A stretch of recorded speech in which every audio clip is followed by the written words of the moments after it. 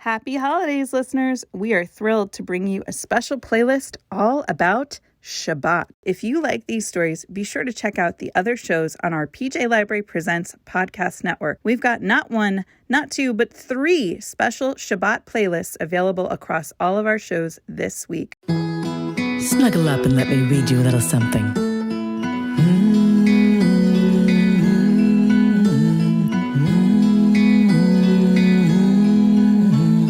Grab a seat, a bite to eat, and settle right in. For hugs, snuggles, stories, and more, and so many sweet things in store.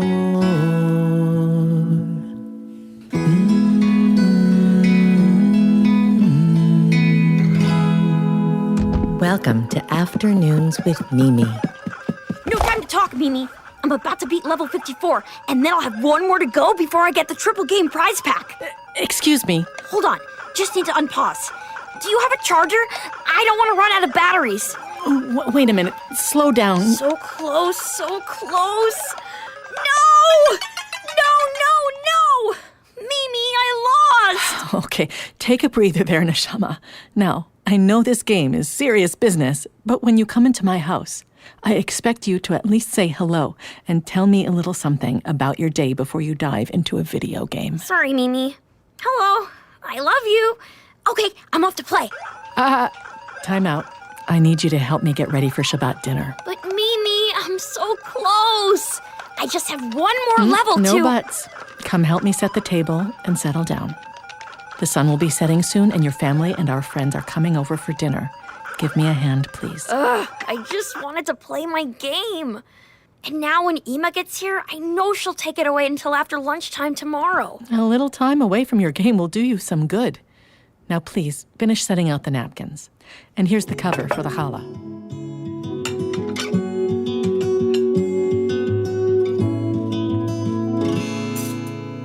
Great job. I'm working so much faster with you here.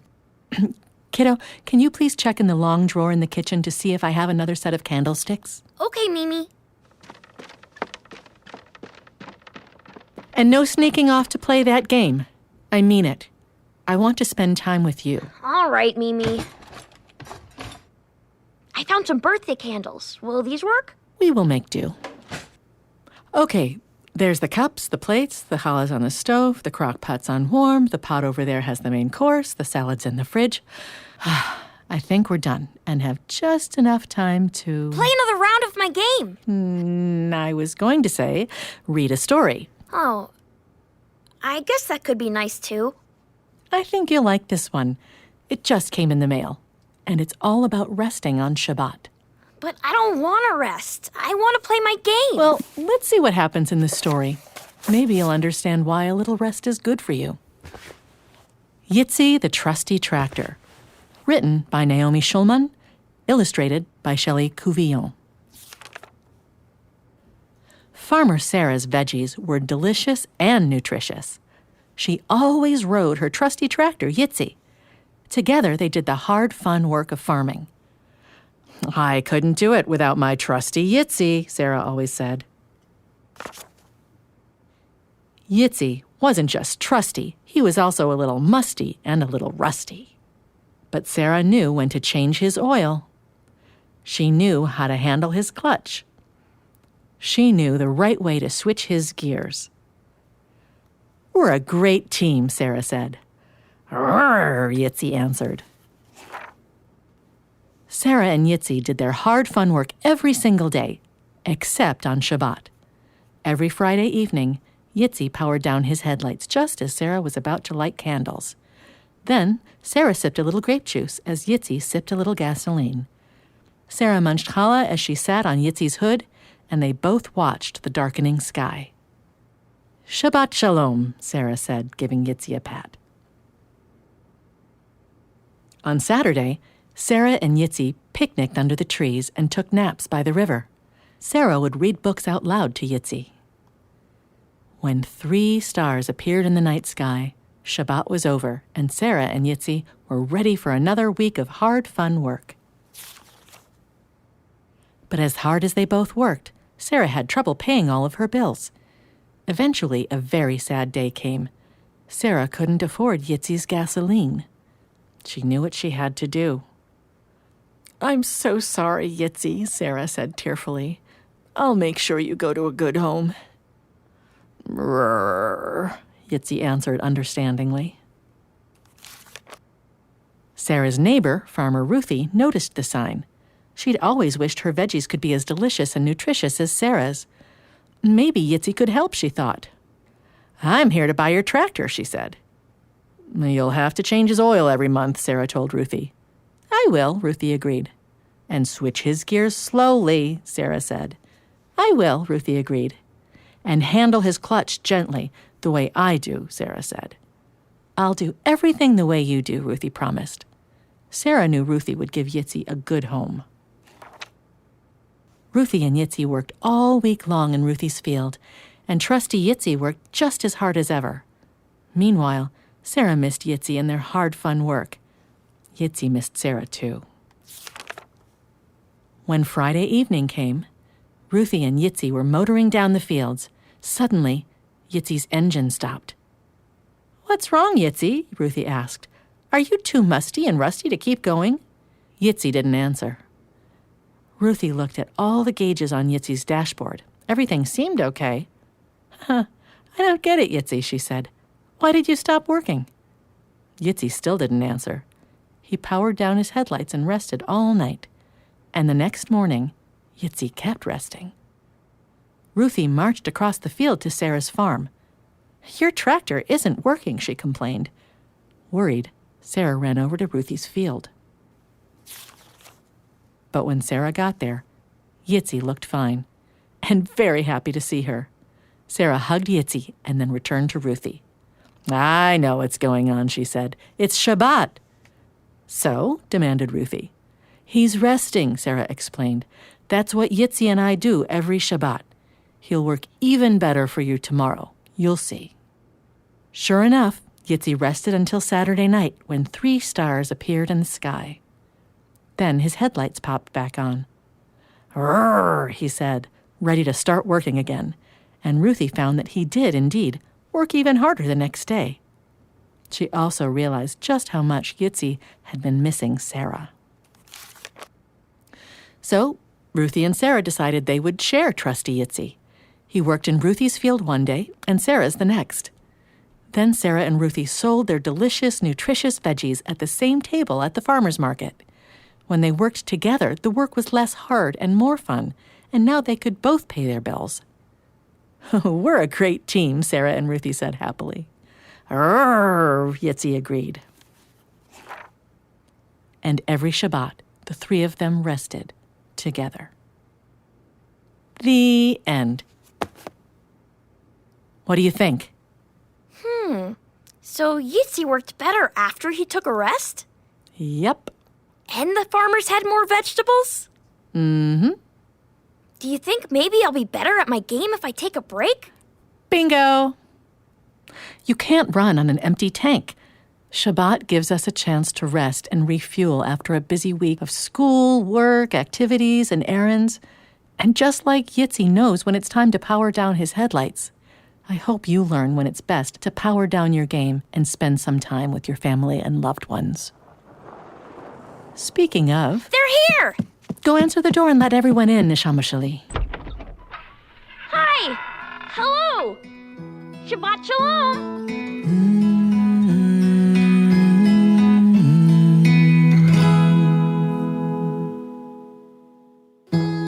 Snuggle up and let me read you a little something.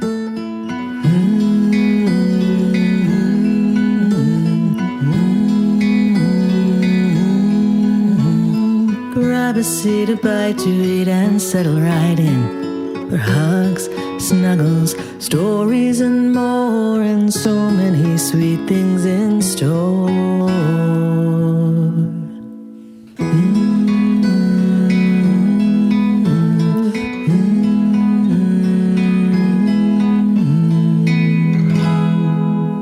Welcome to Afternoons with Mimi.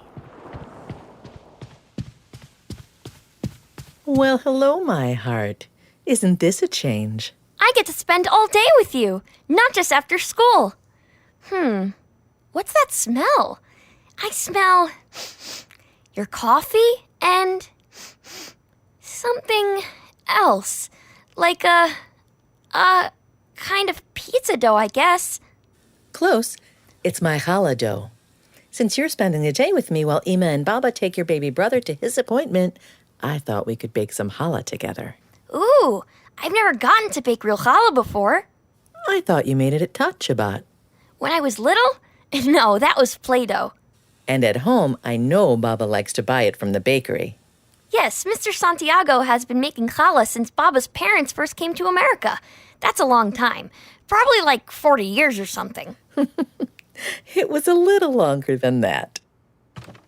Well, we've got to get you started on challah baking then. Come on over here and wash your hands. And give them a quick dry. And now, climb right up here. Okay, and now what do I do? Stick out your hands. Hey! You'll need a little flour in your hands so they don't stick to the dough. We're going to punch down the dough like this. And then we will cut it into even pieces. Do you want to try? Is that good? Perfect. Now we'll take each of these little clumps of dough and roll it out into a long... Snake! I remember. Just like our Play-Doh. And then we start the braid. Exactly. Mimi? Yes? Why do we always eat challah on Fridays? You always have the best questions. Why do you think we eat challah? Because it tastes good? You're actually onto something there. Oh, good job. Now pull this strand over here. And one more to the right. Perfect. So, on to why we eat challah. You remember the story of Exodus? When the Jewish people left Egypt and were in the desert? Yes. After the Israelites were freed from slavery and were wandering in the desert, they ate the manna that fell from heaven, which they collected daily. On Friday, a double portion of manna fell, allowing everyone to rest on Shabbat. Manna? Think of it like the most delicious food you've ever tasted. It's very special. Like a treat? Sort of.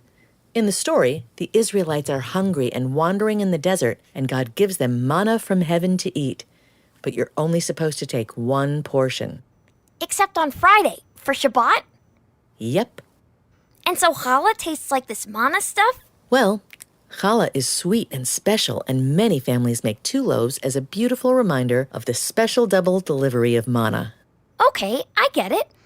Oh, how does this look? A wonderful first challah. I messed it up right here. It's a little wonky. That's fine. It will still be delicious, and we'll just have to keep baking challah together. Mimi, I have another question. Why do we braid the challah? Is it to make it look fancy? Sure. The braids sure look pretty. But that's not the only reason why. Some people say the braids look like intertwining arms, a reminder of a warm, loving hug. Or that the strands of a braid represent truth, peace, and justice. Some bakers, like Mr. Santiago, who you mentioned, braid their loaves to have 12 bumps, symbolizing the 12 tribes of Israel. And another explanation may be that the braids represent the diverse backgrounds and beliefs that come together to form the Jewish people and humanity. And the braids do make the challah look super fancy and special. For a special day of the week. And I just thought of another reason. Tanti Judith used to say that a braid represents unity. After all, a tight braid is difficult to break. And sometimes we make other shapes, right? Yes, though still braided. We braid a round challah for... Rosh Hashanah! Yep. And you've seen Mr. Santiago make other special shapes, too. Oh yeah, like one time he made a key. Yes, for the Shabbat after Passover. Now, let's pop these into the oven. And what do you say we do an art project?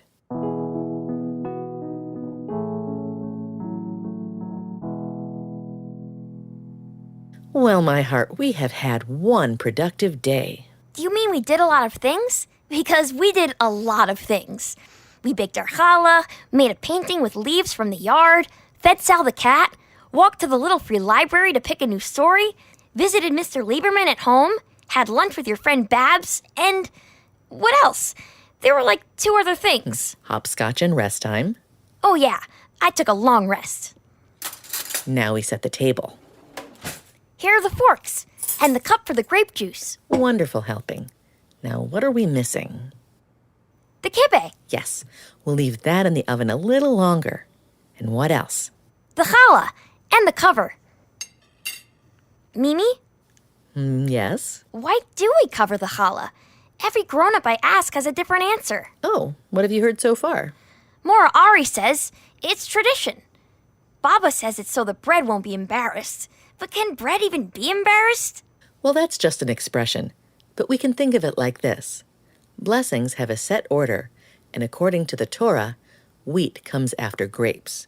So we cover the challah to be respectful so it won't be ashamed to come after the Shabbat blessing of the wine. Does your Ima say anything about covering the bread? Ima just laughs and tickles me and says, to keep little hands from stealing bites. Squeeze on over here and let me tell you a little something. A very, very, very long time ago, the rabbis would eat Shabbat dinner on very small tables. Our kitchen table is big enough that we can have our challah and wine and all of our food on it at the same time. But back then, some people say they could only fit 1 or 2 items at a time. So the food was covered so everyone would remember not to eat it until after the blessing was said. The Kiddush? Yes, exactly. It's a special blessing that reminds us that beginning Shabbat is a special time, a holy time. We learned that one at school. You did? Now, back in those old days, the rabbis would cover the challah and the rest of their food to remind themselves that the meal could not start until Shabbat was welcomed in with Kiddush. As your Uncle Johnny used to say, no eating until we've said all the blessings. So they would only be able to have things on their little table, one at a time. But they had to bless the grape juice first. The bread got covered so no one would eat it by accident. Yes, that's one reason, a historical one. But as you pointed out, there are lots of wonderful traditions and explanations that people share with each other year after year. It's them! It's them! I'll set these last few things on the table. You go open the door for your family and our guests. Shabbat Shalom, everybody! To learn more about Shabbat traditions and customs and find some easy challah recipes and printable blessing cards, visit pjlibrary.org/Shabbat. That's pjlibrary.org/Shabbat. Snuggle up and let me read you a little something.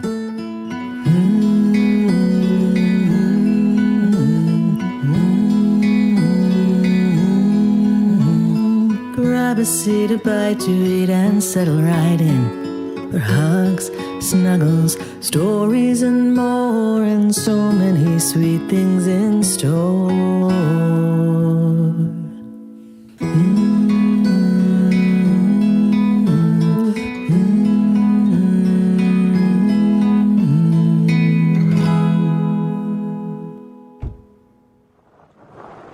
See you soon, everyone! All right, kiddo, let's go in and wash up. What do you feel like for snack today?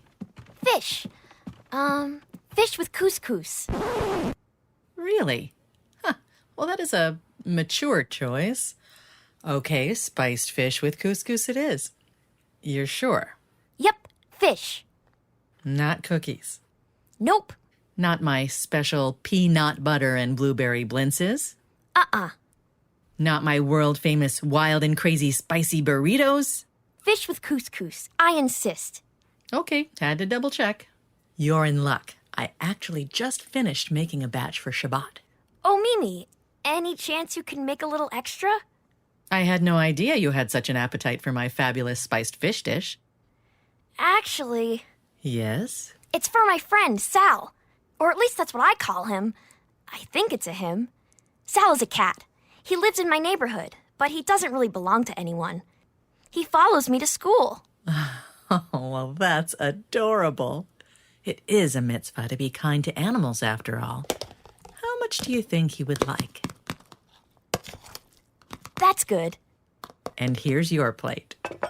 Now tell me about Sal. Well, he's got a long, skinny body and kind of a football-shaped head. He's mostly white with some gray. It almost looks like he wears a little jacket. And he has extra toes. Ema says he's so ugly, he's cute. Oh, I can't wait to meet him. And Mr. Lieberman's big German shepherd, Mothra, is scared of him. Which is really great because Mothra always barks at me when I pass by. It makes me a little nervous. But ever since Sal started walking with me, he leaves me alone. Well, let me get an extra helping for Sal. Any kitty that keeps my grandkiddo safe is all right by me. And I see Mr. Lieberman at bingo. I'll talk to him about Mothra. Maybe he can bring him inside while you're walking back and forth to school. Thanks, Mimi. I think I'll be okay. As long as Sal is with me, I feel brave. Well, I have just the story for this afternoon then. Is it about a boy and a cat? In a way. So snuggle on up and let me read you something. This is the story of the Sabbath Lion, a folktale from Algeria, a country in northern Africa. More than Israel has kept the Sabbath has kept Israel. Ahad Ha'am. Long ago, in the faraway city of Algiers, there lived a Jewish widow and her 7 children. She had to work from dawn until dark to feed her large family. The woman's eldest son, Yosef, was only 10 years old, but he tried to help his mother as much as he could. Every day except Saturday, Yosef went to the marketplace to sweep the shopkeepers' stalls and keep their baskets full of fresh fruits and vegetables. Because he was such a good worker, the shopkeepers gave Yosef a small bag of rice, a few oranges, and every now and then nuts and dates to take home to his family. Young Yosef rested only on the Sabbath. How he loved and honored this holy day. On Friday evenings, his mother lit the Sabbath candles and said a blessing. Then Yosef, holding his glass high, said the blessing over the wine, and raising the challah, a braided loaf that his mother baked on Friday mornings, he said the blessing over this special Sabbath bread. After that, Yosef and all the children turned to the door and sang a song welcoming the Sabbath queen. Come, O Sabbath queen, and bring peace and blessings on thy wing. Then they had their finest meal of the week, with candles glowing brightly around them. On Saturday mornings, Yosef and his brothers walked to the synagogue to pray. Yosef did not travel or do any work on the Sabbath because it was forbidden, and he knew that a peaceful Sabbath gave him the strength to work hard the rest of the week. One day, when Yosef was working in the market, he saw a stranger speaking to one of the shopkeepers.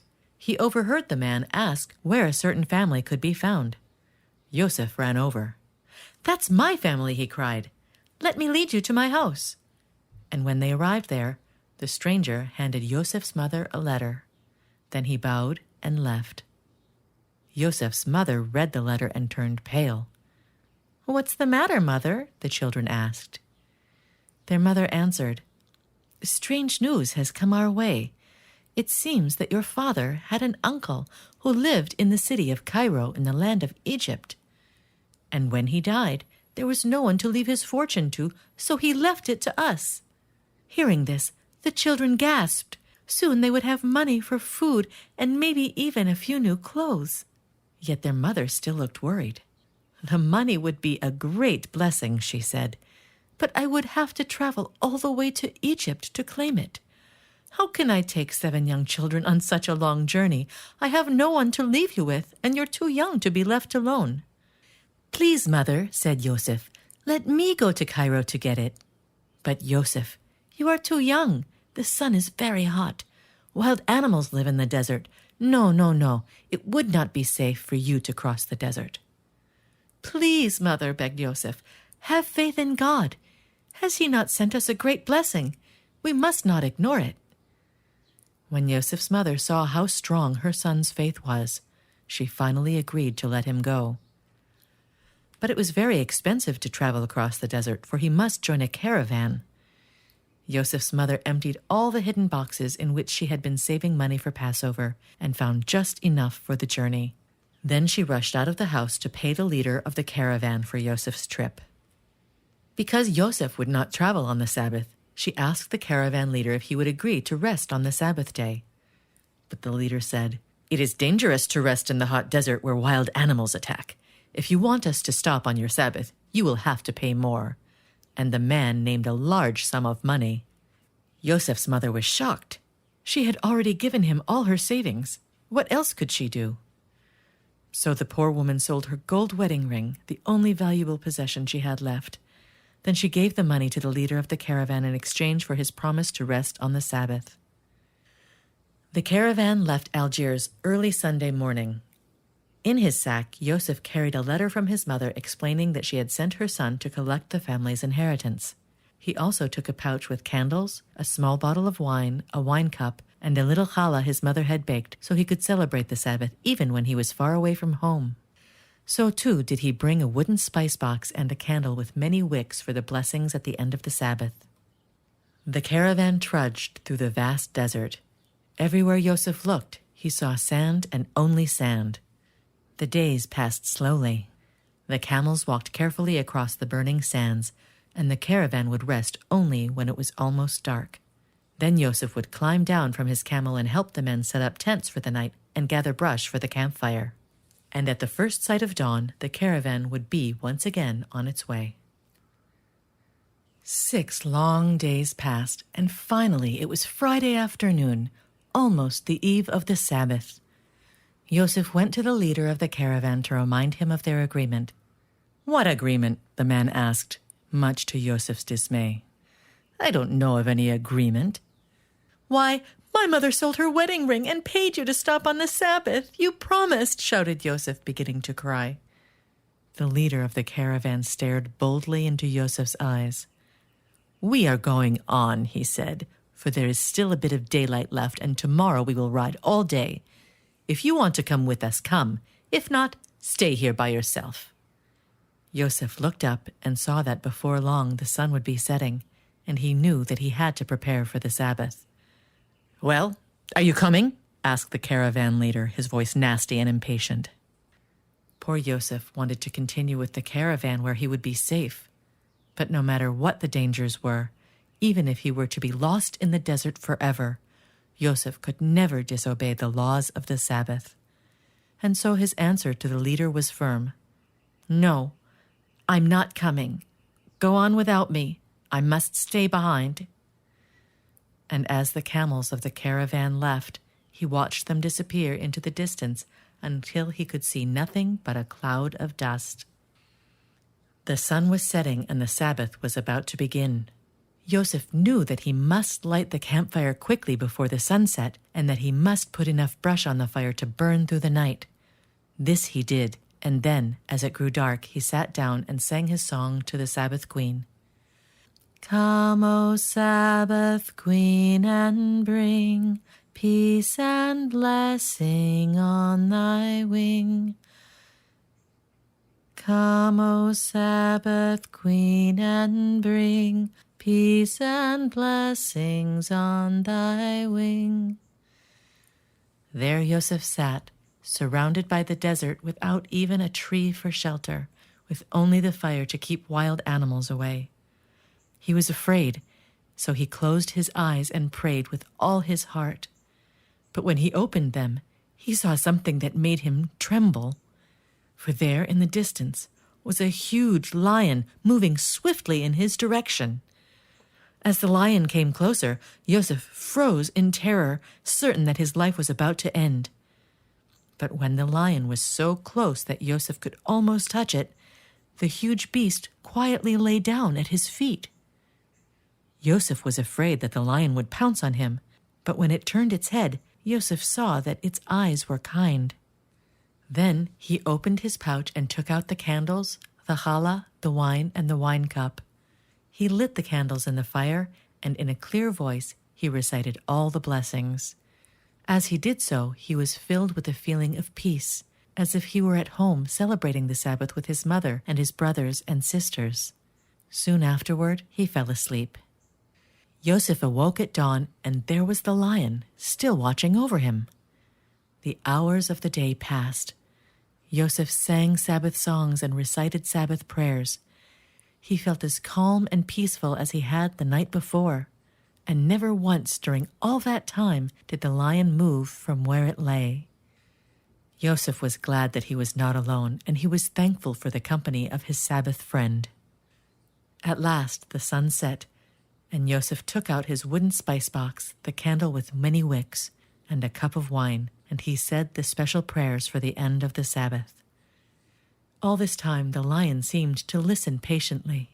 And then, when the prayers were over, the lion's kind eyes looked into Yosef's. It was then that the boy understood what had happened. The Sabbath queen had sent the lion as a wonderful present to protect him. He stroked the lion's mane and put his arms around its neck. The lion brushed its tail against its back, which was the lion's way of telling Yosef that it wanted him to mount. And no sooner did Yosef do so than the lion raced off across the desert with the boy clinging to its mane, while the moon and the stars lit their way. Soon they arrived at an oasis where there were lush fig trees and a clear freshwater pool. After a long cool drink and a meal of figs, Yosef felt much better. He sent a prayer of thanks, and then he and the lion set off again. Early Sunday morning, Yosef saw a cloud of dust in the distance. It was the caravan. The lion had caught up with it in only one night. Now, when the travelers saw a great lion with someone riding on it, they were terrified. They quickly threw themselves down before Yosef, afraid the lion would devour them all. The caravan leader watched in fear as the lion brought Yosef directly to him. In a shaky voice, he welcomed Yosef back and asked him to be the new leader. He also gave back every penny Yosef's mother had paid him, and never again did he break a promise as long as he lived.